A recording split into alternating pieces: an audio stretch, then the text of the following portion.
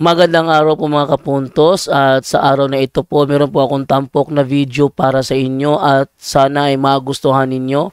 Kaya sa mga bago pa po sa aming channel, please po don't forget to hit the subscribe button at ang notification bell para maging notified kayo sa bawat video na ilalabas ko sa channel na ito. At bilang kahilingan po ng punto por punto team at naway maintindihan po ninyo, sana po wag nyo pong i-skip yung mga ads sa aming mga video.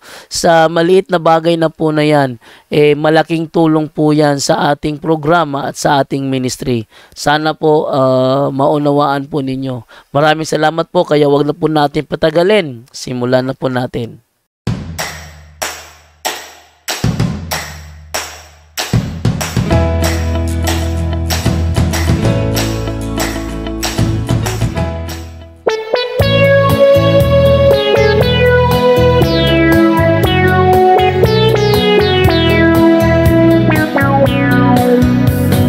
Mga kapuntos, may mga tanong pa ba kayo na naghahanap ng kasagutan? Hindi na kailangan pang magtanong sa ibang sekta ng pananampalataya, sapagkat mas lalong lumalakas pa ang ating programang Worldwide Catholic Bible Study sa pangunguna ni Reverend Father Darwin Gitgano, kasama ang mga kilala at mga batikang defensor ng pananampalatayang Katoliko. Worldwide Catholic Bible Study. Sa tima, mga kaigsunan, nganong matuod nga iglesia ang simbahang Katoliko o sara ang hinungdan ug usaray rason tungod kay gitukod kini sa atong Ginoong Jesucristo. Sa mga atake ng mga bulaang kopit para patibayan ang bawat Katoliko upang di malubos sa ibang pastor at ministro. Okay, good evening Brajando, good evening sa ating mga kasama sa punto por punto at sa lahat ating mga kapatid na sumusubaybay, Katoliko man at di mga Katoliko, lalo na sa ating mga kaparian. Good evening sa lahat. Okay, Brother, go ahead.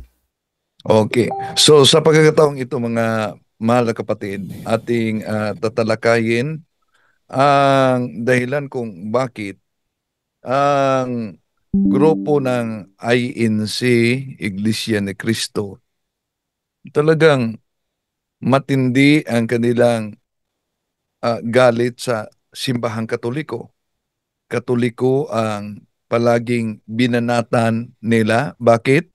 Dahil kahit yung founder nila na si Felix Manalo, noon pa man, imagine, sa propaganda ni Felix Manalo, pinatunayan daw sa paring Katoliko na ang Katoliko ay sa demonyo. Kaya kung meron man tayong kunting common sense, maniniwala kaya kayo? Pari pang Katoliko, pinatunayan na ang Katoliko'y sa demonyo. Pakinggan ninyo, audio ni Felix Manalo, ang founder ng INC. Kung ganito, alin ang tahanan ng demonyo? Iglesia Katolika. Sino nagsabi? Sila Juan Trinidad, sina Cardinal Gibong. Sino nagtuturo ng aral ng demonyo? Iglesia Katolika. Ano ang aral ng demonyo? Bawal na mag-asawa. Yan.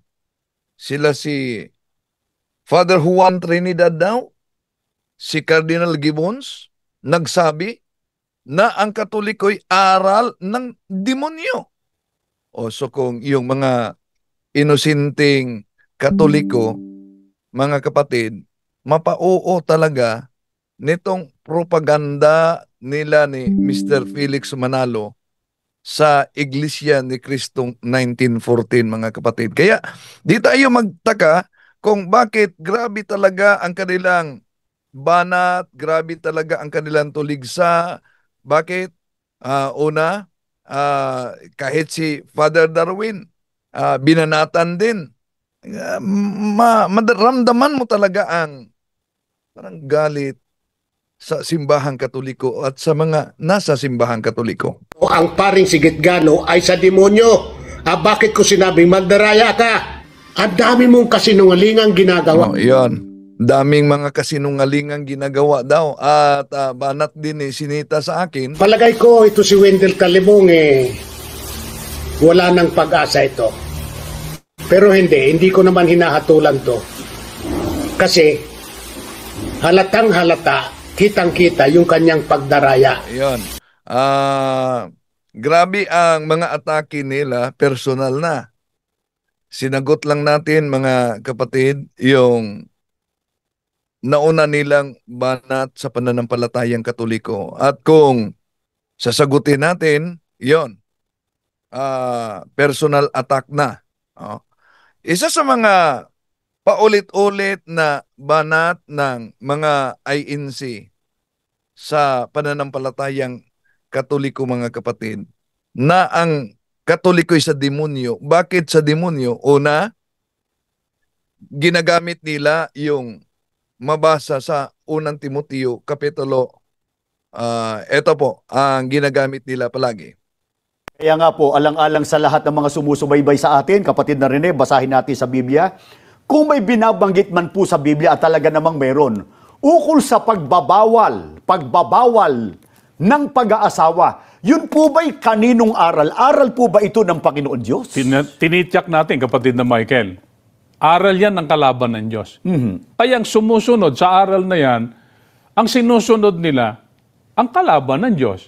Ganitong nakasulat sa unang Timoteo 4:1 hanggang 3, ngunit hayag na sinasabi ng Espiritu na sa mga huling panahon, ang iba'y magsisitalikod sa pananampalataya at mga kikinig sa mga espiritong mapanghikayat at sa mga aral ng mga demonyo. Sa talata 3, na ipinagbabawal ang pag-aasawa at ipinag-uutos na lumayo sa mga lamangkati na nilalang ng Diyos upang tanggapin na may pagpapasalamat ng mga nagsisisampalataya at nangakakaalam ng katotohanan. Sa Yan. Ang palaging ginagamit nila at ginawang kapital para makahikayat sa mga inosente. Unang Timoteo kapitulo 4 versikulo 1, ituloy nila sa 3 dahil may mabasang humihiwalay sa pananampalataya. At para maka-establish ng doubt, mga kapatid, na mali ang silibase ng simbahang Katoliko, ay kumukuha din sila ng mga talata sa Biblia na patunayan. Una, sa Biblia, ang mga obispo daw may asawa. Kaya bakit ang Katoliko walang asawa ang mga obispo? Isa-isahin natin ito. Paano naman po ang mga obispo sa unang iglesia? Sila po ba'y pinagbawalang mag-asawa? Pakinggan natin ang pahayag pa rin ng mga apostol dito po sa unang Timoteo 3:1 hanggang 4, ganito ang ating maririnig. Tapat ang pasabi kung ang sino man ay magsisikap na maging obispo, ay mabuting gawa ang ninanasa. Dapat nga na ang obispo ay walang kapintasan, asawa ng isa lamang babae, mapagpigil, mahinahon ng pag-iisip, mahusay, mapagpatuloy, sapat na makapagturo, hindi magulo, hindi palaaway, kundi malumanay, hindi mapakipagtalo, hindi maibigin sa salapi, namamahalang mabuti ng kanyang sariling sambahayan na sinusupil ang kanyang mga anak na may buong kahusayan. Dito po sa mga talatang binasa natin, inisa-isa ni Apostol Pablo ang dapat na maging katangian ng isang obispo sa tunay na iglesia. Ang sabi rito, dapat na ang obispo ay walang kapintasan, asawa ng isa lamang babae, dapat anyang namamahalang mabuti ng kanyang sariling sambahayan. Ano po ang ipinakikita lamang dito? Mga kaibigan ng mga obispo sa unang iglesia ay mga taong may asawa. Una, ang ginamit nila na talata na ang mga obispo sa unang iglesia ay may asawa, wala po tayong tutol, mga kapatid. Bakit? Dahil sa palagi nilang paggamit sa aklat na siya ang inyong pakinggan, ang aral katoliko at ang pananampalataya ng ating mga ninuno ni James Cardinal Gibbon sa pahina 396, meron silang iniwasan. Ang iniwasan nila ay ito ang nakasulat, kung pansinin ninyo mga mahal na kapatid, ang nakasulat ng mga unang araw ng iglesia dahil sa kadalangan ng mga may bukasyon sa hanay ng mga walang asawa. Ang mga lalaking may asawa ay tinatanggap sa pagpapare. Datapuat, sila'y inuutosang na mamuhay ng hiwalay sa kanilang mga asawa pagkatapos na sila'y maordinan, gaya ng ating mababasa sa iba't ibang kanon. Iyon ang inawasan nila para sabihin nila na mula pa sa early Christians, ang celibacy ay practice na. Una, optional ang celibacy noon.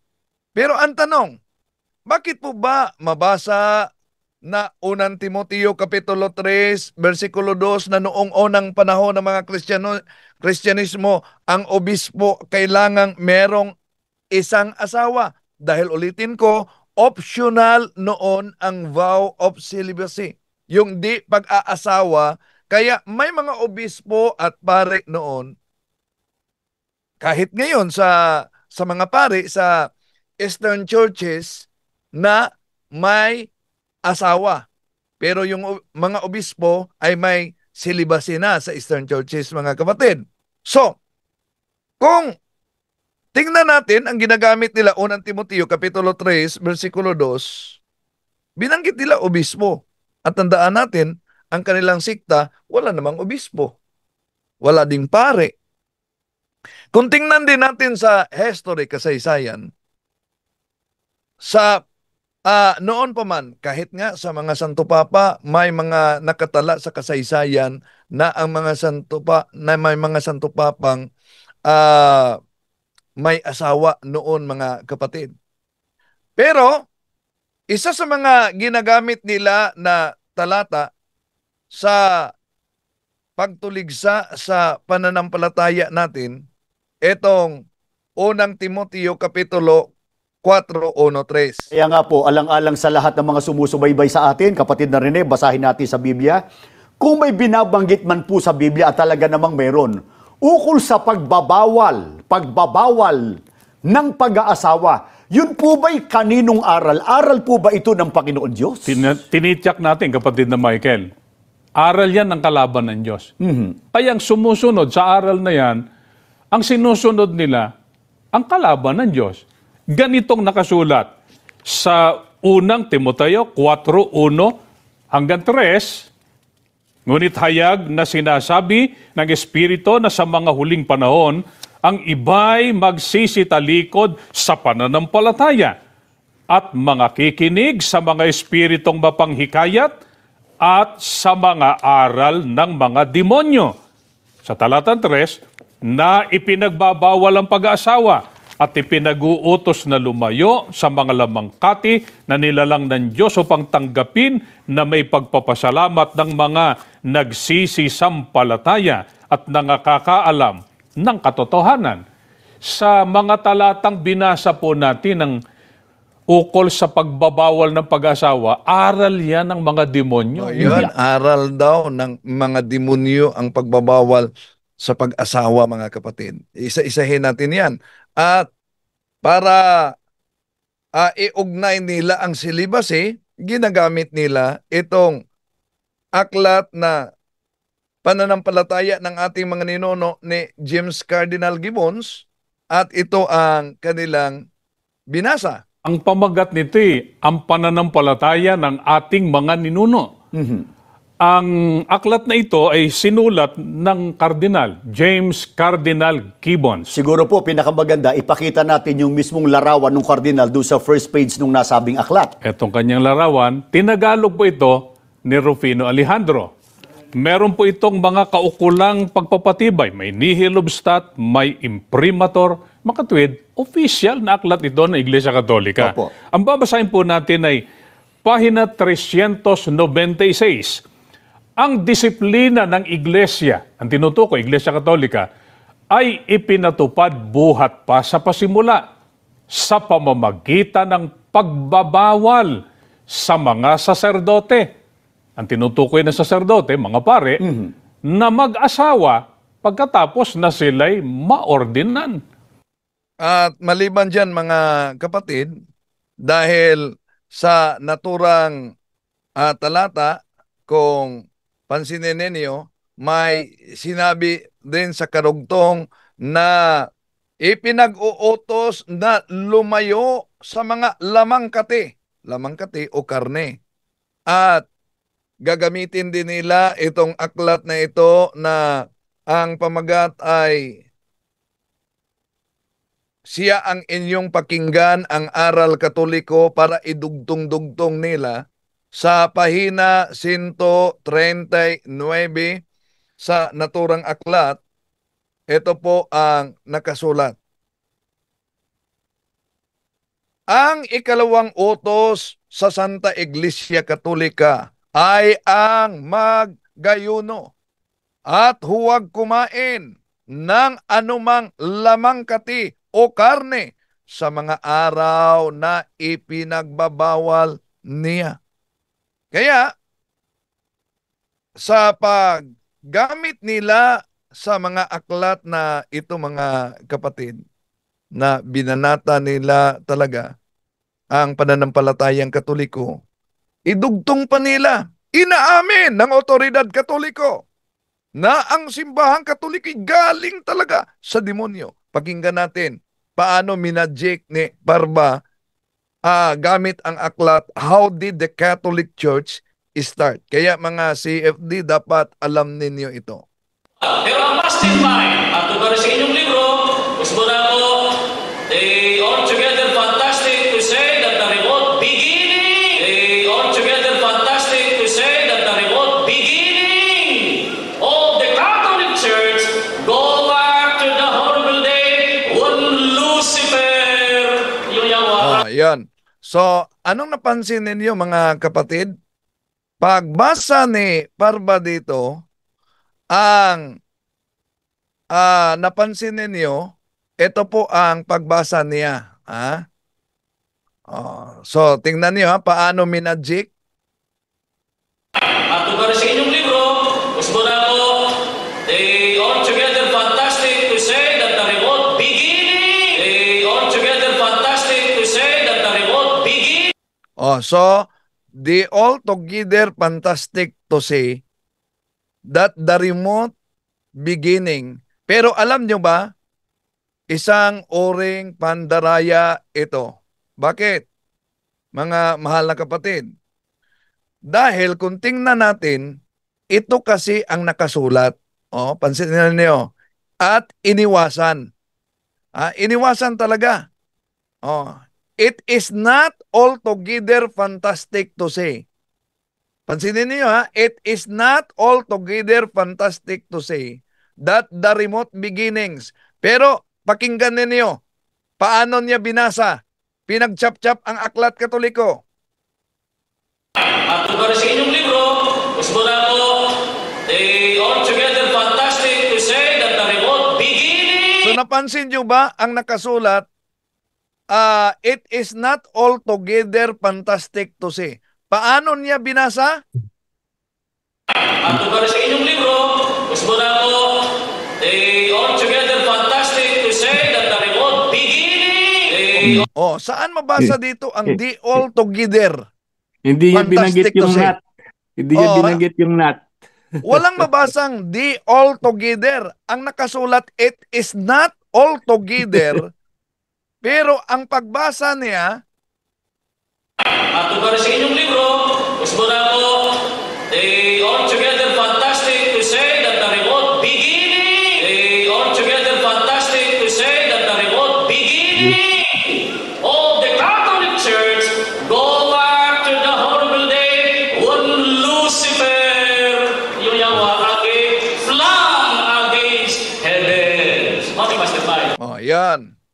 Kaya mag-ingat talaga sa Hindi, sabi ganitong niya, bro, they, all together, oh, they, they walang all not eh. together. They all together. Ang linaw nung sinabi niya, tinanggal Oh, niya yung not. kaya nga magikiro talaga sila, no? Oo, bro. Oh. At pinag-chop-chop yung mga aklat Katoliko, kaya dapat aware tayo. Okay, balikan natin. Dahil ginamit din nila, booking na sila sa aklat na ito. Ginamit nila itong ang ang aklat na ang pamagat siya ang inyong pakinggan, ang Aral Katoliko, pahina 139, na ang nakasulat, ang ikalawang utos ng Santa Iglesia ay mag-ayuno at huwag kumain ng anumang lamang kati o karne sa mga araw na ipinagbabawal niya. Oh. Ang tanong, ang di ba pagkain ng karne ay sa demonyo na? Di ba nila nabasa na kahit si San Pablo may pagkakataon na di kumain ng karne? Yan sa unang Korinto Kapitulo 8, versikulo 13, iyon ang mabasa natin. Kaya nga, kung dahil sa pagkain ay itinutulak ko sa pagkakasala ang aking kapatid, hindi na ako kakain ng karne upang hindi siya magkasala. O, so, may pagkakataon na si San Pablo di kakain ng karne. Kaya ang paggamit ng mga ministro ni Felix Manalo sa Aklat Katoliko, mga kapatid, at master talaga sila sa paggamit dito. Bakit master sila sa paggamit? Pinag-aralan nila ito lalo na sa kanilang New Era University. No? So, ginagamit nila ang pahina 30 sa naturang aklat. Kaya sabi nila, ano po ba ang patutuo ng otoridad Katoliko dahil sa pagbabawal ng pag-asawa at di pagkakain ng lamang kati o karne sa mga araw na ipinagbabawal niya? Ano po ba ang resulta sa simbahang Katoliko? Ito po, gagamitin nila ang pananampalataya ng ating mga ninuno sa pahina 30, ito ang mabasa. Nalulungkot kaming ipagtapat na ang kabulukan sa moral ay malimit na nasusumpungan sa sinapupunan ng mga nagsasabing sila ay Katoliko. Di natin maipipikit ang ating mga mata sa harap ng katotohanan na marami sa kanila ang di nabubuhay ayon sa ipinag-uutos ng kanilang iglesia, kundi bagkus nagiging sanhi pa ng kalungkot-lungkot na iskandalo. Ngunit sa aban niya magiging daan ng mga ito. Tinatanggap ko rin naman na ang mga kasalanan ng mga Katoliko'y lalong karimarimarim sa mata ng Diyos kaysa mga kasalanan ng mga nahiwalay nilang mga kapatid, sapagkat maraming grasya ang sinasayang nila. O, yan.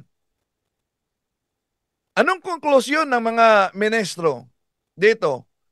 Ayon mismo sa otoridad Katoliko, bulok na ang moralidad. Dahil sabi ng otoridad Katoliko, Kardinal pa, nalulungkot kaming ipagtapat na ang kabulukan sa moral ay malimit na nasusumpungan sa sinapupunan ng mga nagsasabing sila ay Katoliko. Una, magaling talaga sila mag-research. Di lang magaling umintindi at umunawa. Bakit? Malinaw namang sinabi ni Cardinal Gibbons. Nalulungkot kaming ipagtapat na ang kabulukan sa moral ay malimit na nasusumpungan sa sinapupunan ng mga nagsasabing sila'y Katoliko. Di natin maipipikit ang ating mga mata sa harap ng katotohanan na marami sa kanila ang di nabubuhay ayon sa ipinag-uutos ng kanilang iglesia. Bakit nagiging bulok? Hindi dahil sila'y Katoliko, dahil hindi sila namumuhay ayon sa ipinag-uutos ng Iglesia Katolika. Pero anong iniwasan nila? Ito po ang iniwasan nila, mga mahal na kapatid. Sa pahina 23, ang pagkabanal ay isa ring tanda ng tunay na iglesia, sapagkat sa dasal na sumasampalataya ay sinasabi natin ang ganito, sumasampalataya ako sa Santa Iglesia Katolika. O, see? So, gabi talaga ito mga mahal natin mga kapatid na mag-chap-chap, di po ba? At hindi lang yan. Kung tingnan natin ang kasaysayan, bakit sa ginagamit nilang talata na ang unang obispo merong asawa, sa kasaysayan kasi mga kapatid, no? Ito ang nakasulat sa aklat na ang pamagat ay The Edge of Faith by Will Durant, page 44. In the first 3 centuries of Christianity, celibacy was not required of a priest. He might keep a wife whom he had married before ordination, but he must not marry after taking holy orders. A new man could be ordained who had married 2 wives, a divorce or a concubine. Yun ang makita natin sa kasaysayan. Pero napakagaling talaga nila na gumamit ng mga aklat ng Katoliko at pinagdugtong-dugtong nila. Ngayon, alam niyo ba mga kapatid na ang mga paring Katoliko sa Roman Rite, yung tinatawag na Latin Rite, Roman, sa Roma, dahil ang sentro ng Kristyanismo ay merong tinatawag na Eastern Churches and Western Church. So, Western Church, yun ang Roman Rite. Yun ang tinatawag na Latin Rite. At ang celibacy ay nasa Roman Rite o Latin Rite, Western Church. Western Church. So, ibig sabihin, yung mga kaparian sa Eastern Rite, yung Alexandria, Constantinople, Jerusalem, mga kapatid, Antioquia, yon ang Eastern Rites, Eastern Churches. So, ang mga kaparian nila ay pinahintulutang mag-asawa. Imagine, baka di nila alam yan. Banat ng banat dahil sa celibacy, sa demonyo na. At hindi lang yan mga kapatid. Alam nyo ba na kahit sa Roman Rite, yung mga pare, ng Anglican noon, mga pare ng Anglican, na na-convert sa Catholic, so, pinayagan silang magpare, dala ang kanilang asawa. Yung mga converted. So, imposible naman kung di nila yan alam. So, ang kanilang ginagamit, yung unang Timoteo, Kapitulo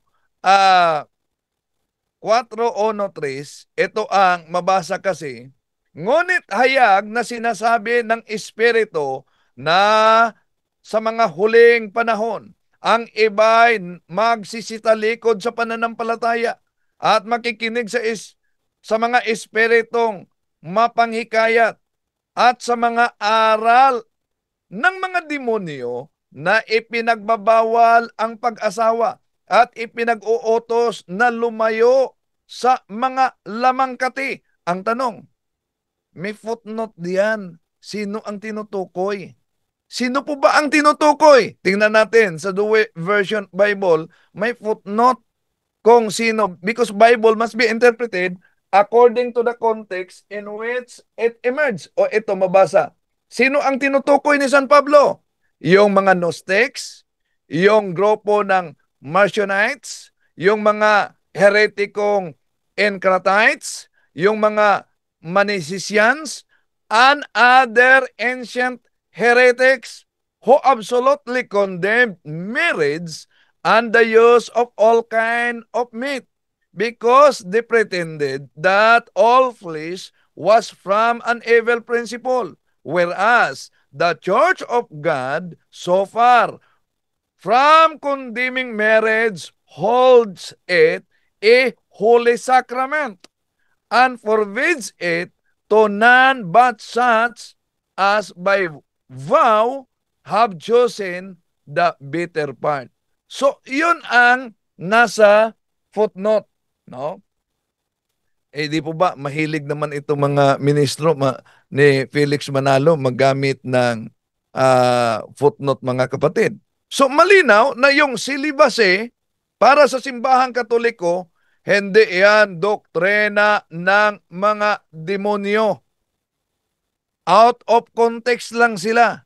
Bakit? Ano ang layunin sa silibase? Kung tingnan natin ang Catechism of the Catholic Church, ito po ang ating mabasa. 1579, all the ordained ministers of the Latin Church. Pansinin ninyo mga kapatid, Latin Church. Ibig sabihin, ang Western churches, Alexandria, Constantinople, Jerusalem, Antioquia, merong mga kaparian na walang celibacy sila. Okay, balikan natin. All the ordained ministers of the Latin Church, with the exception of the permanent deacons, are normally chosen from among men of faith who live a celibate life and who intend to remain celibate for the sake of the kingdom of heaven. Napakalinaw mga kapatid kung ano ang layunin sa tinatawag na vow of celibacy, for the sake of the kingdom of heaven. Ngayon, ang mga ministro ni Felix Manalo, literal sila na literal nila binasa, di pag-asawa sa demonyo. Pero alam nyo ba, sila din nagtuturo na di mag-asawa sa mga hindi sumasampalataya. Ito. Hindi ba sa Iglesia ni Cristo ay ipinagbabawal din ang pag-asawa sa hindi ninyo kapanampalataya? Mga kaibigan, kung may pagbabawal man ng pag-aasawa sa Iglesia ni Cristo, hindi po ang bawal ay yung pag-aasawa per se. Ang pagbabawal po sa Iglesia ni Cristo ng pag-aasawa sa hindi kapananampalataya. Yun. Ipinagbabawal nila ang di pag-aasawa sa hindi kapananampalataya. Ngayon, balikan natin mga kapatid, no?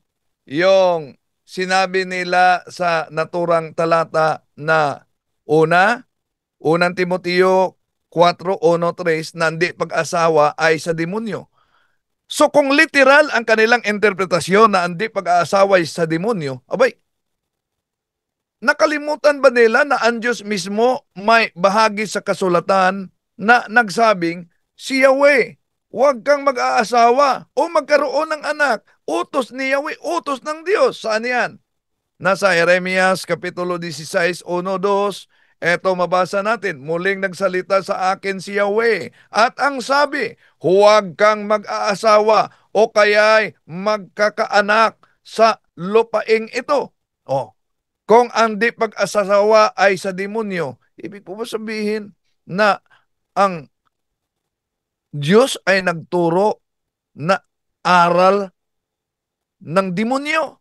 Kaya dito malalaman natin mga kapatid na hindi lahat na pagbabawal sa pag-asawa ay saklaw sa unang Timoteo Kapitulo 4 versikulo 1-3, dahil ang Diyos mismo sa talatang Jeremias Kapitulo 16:1-2 ay may pagbabawal sa pag-asawa, at kung may pagbabawal siya, may dahilan yun. Ganon din ang mga pare sa simbahang Katoliko, na kung hindi man nag-aasawa ang ating mga kaparian sa Roman rights, mga kapatid, may dahilan yon. At ano ang dahilan? Ito ang sinabi ni San Pablo sa unang Korinto Kapitulo 7 versikulo 8. Ito naman ang masasabi ko sa mga walang asawa at sa mga biyuda. Mabuti pa sa kanila ang mananatiling walang asawa tulad ko. Ano daw?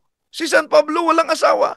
Di kung ang interpretasyon ng mga INC, hindi pag-aasawa ay sa demonyo, ibig ba sabihin, si San Pablo na siya ang may sulat sa unang Timoteo Kapitulo 4:1 at diretso sa 3, mga kapatid, sa demonyo din dahil wala siyang asawa. Ano pa ang sabi ni San Pablo sa unang Korinto Kapitulo 7:32? Ito ang mabasa natin, mga mahal na kapatid. At ito'y sinasabi ko sa inyong sariling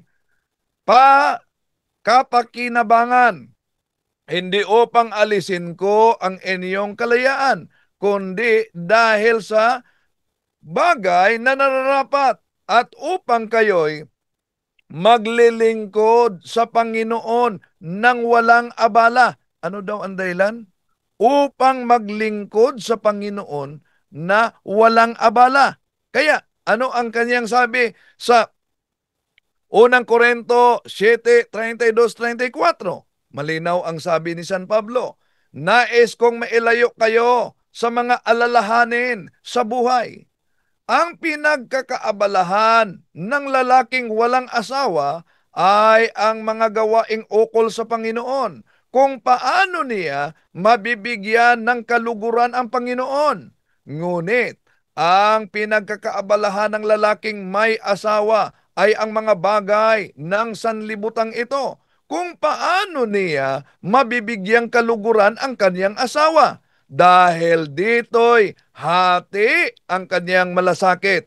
Gayon naman, ang pinagkakaabalahan ng isang babaeng walang asawa o isang dalaga ay ang mga bagay ukol sa Panginoon, sapagkat nais niyang maitalaga ang kaniyang katawan at espiritu sa Panginoon. Subalit, ang pinagkakaabalahan ng babaeng may asawa ay ang mga bagay ng sanlibutan ito, kung paano niya mabibigyang kaluguran ang kaniyang asawa. Nakita nyo ba? Pero etong bahagi sa kasulatang ito, sigurado talaga mga kapatid, na iniiwasan nila. Kaya, maling gamitin nila yung paulit-ulit ang unang Timoteo Kapitulo 4, versikulo 1 hanggang 3, mga kapatid, at iugnay nila sa silibasi. Bakit? Kung meron mang talata sa Biblia na tugmang-tugma sa buhay ng mga kaparian na walang asawa, walang iba kundi yung nasa pahayag ng ating Panginoon Jesucristo sa Mateo Kapitulo 19, versikulo 12. Anong sabi niya? Sapagkat may iba't ibang dahilan kung bakit may mga lalaking hindi nag-aasawa. Ang ilan ay dahil sa kanilang katutubong kalagayan. Ang iba namay naging ganoon dahil sa kagagawa ng ibang tao. Meron namang hindi nag-aasawa alang-alang sa kaharian ng langit. Dapat itong gawin ng taong nakakaunawa sa katuruang ito. Tapos sasabihin nila na hindi pag-aasawa ay sa demonyo na. Kaya delikado talaga, wala pang sariling Biblia, namimili lang ng Biblia, nakibasa lang ng Biblia, pagkatapos sila na nangungopya ay nagiging tama na. Balikan natin ang salita ng Diyos, Biblia, mga kapatid, sa San Mateo Kapitulo 19:12. May iba't ibang dahilan kung bakit may mga taong hindi nag-aasawa. Merong ipinanganak na may kapansanan. Ang iba na may sinadyang kapunin ng ibang tao. At ang iba'y pinili nilang hindi mag-aasawa alang-alang sa kaharian ng langit. Ang sinumang may kayang tumanggap sa aral na ito, dapat niya itong tanggapin. Napakalinaw na aral yan ng ating Panginoon Jesucristo. Sino man ang makatanggap at ano ang layunin sa vow of celibacy. Balikan natin si San Pablo sa unang Korinto 7:32. Nais kong mailayo kayo sa mga alalahanin sa buhay. Ang pinagkakaabalahan ng lalaking walang asawa ay ang mga gawaing ukol sa Panginoon, kung paano niya mabibigyan ng kaluguran ang Panginoon. Napakalinaw, mga mahal na kapatid, ang nakasulat sa Biblia. Kaya mag-ingat talaga sa ganitong mga propaganda ng ating mga kapatid. Kaya tugma at natupad talaga sa mga pari at sa mga madre yung San Mateo Kapitulo 19, versikulo 12 at ang unang Korinto Kapitulo 7, versikulo 32. Sa Diyos talaga mga kapatid. Ang di pag-aasawa o celibacy sa mga pari at sa mga madre natin. At hindi lang yan. Kung tingnan natin ang mabasa sa Pahayag Kapitulo 14, versikulo 4, ito ang mabasa natin. Ito ang mga lalaking nananatiling malinis at hindi nagkaroon ng anumang kaugnayan sa mga babae. Sumusunod sila sa kordero saan man sila nagpunta. Sila'y tinubos mula sa buong sangkatauhan bilang mga unang handog sa Diyos at sa kordero. Napakalinaw ang nakasulat sa Pahayag 14:4 mga kapatid. Ano daw? Mga lalaking hindi nagkaroon ng anumang kaugnayan sa mga babae. Sila ay sumusunod sa yapak. Sino? Sa kordero. Sino yung kordero? Ang ating Panginoon Jesucristo. Ano ang status ng ating Panginoon Jesucristo? Walang asawa. At ano pa ang sabi? Pinili sila mula sa mga tao para handog sa Diyos. Tanong, sino ang mga iyon? Hindi pwedeng mga pastor yan. Dahil ang mga pastor may asawa. May kaugnayan sila sa mga babae. Hindi din pwedeng mga ministro ni Felix Manalo yan. Dahil ang mga ministro may asawa. Nagkaroon din sila ng kaugnayan sa babae. Sino ba ang tinutukoy? Walang iba, kundi ang mga kaparian ng simbahang Katoliko. At kung susuriin nating mabuti, napakalayo mga kapatid. Ang out of context talaga sila. Bakit? Ito, pansinin ninyo. Ngunit hayag na sinasabi ng Espiritu sa mga huling panahon, ang iba'y magsisatalikod sa pananampalataya. Ano daw? Sa huli panahon. Ang iba'y magsisatalikod sa pananampalataya. Alang naman, ang Katoliko ang tinutukoy na sinasabing ang ilan, some, ang ilan. Ilan lang ba tayo? Di pa ba napakaraming kaanib sa simbahang Katoliko sa buong mundo? Ang nakasulat, ang ilan. O doon pa lang, bagsak na. At alang naman na ang simbahang Katoliko ang tinutukoy. Anong nakasulat? In later times, sa huling panahon. Bakit? Di po ba alam nyo, ang kasaysayan ng simbahang Katoliko, almost 2,000 years. Sa The New Book of Knowledge Encyclopedia, volume 16, page 287, the history of the Roman Catholic Church started its history in Jerusalem almost 2,000 years ago. As the original disciples of Jesus Christ gathered in the upper room, awaiting for the Holy Spirit to come. The day in which the Holy Ghost came is the birthday of the Catholic Church. See? Kaya, out of context talaga ang ating mga kapatid sa paggamit nila. At ating sinagot yan, punto por punto, dahil alam niyo naman, ang kasinungalingan, pag ito'y inulit-ulit, magbukha talagang parang katotohanan, lalo na sa ating mga kapatid na kulang ang kaalaman. At dahil booking sila, yun na, wala nang ibang ginagawa, puro pamimersonal na lang sa INC Vlogger. Palagay ko ito si Wendell Calimong wala nang pag-asa ito. Pero hindi ko naman hinahatulan to. At ang kaugnay naman kay Father Darwin, ang paring Sigitgano ay sa demonyo. Bakit ko sinabing magdaraya ka? Yan. Ipagdasal natin sila mga kapatid. Ipagdasal natin ang ating mga kapatid sa ibayong pananampalataya na mamulat sila sa katotohanan, mga kapatid. Tandaan natin, ang pagkadaya ay maranasan sa iba't ibang paraan. Pero napakahirap pag madaya tayo sa pananampalataya. Nanganganib pati ang ating kaluluwa.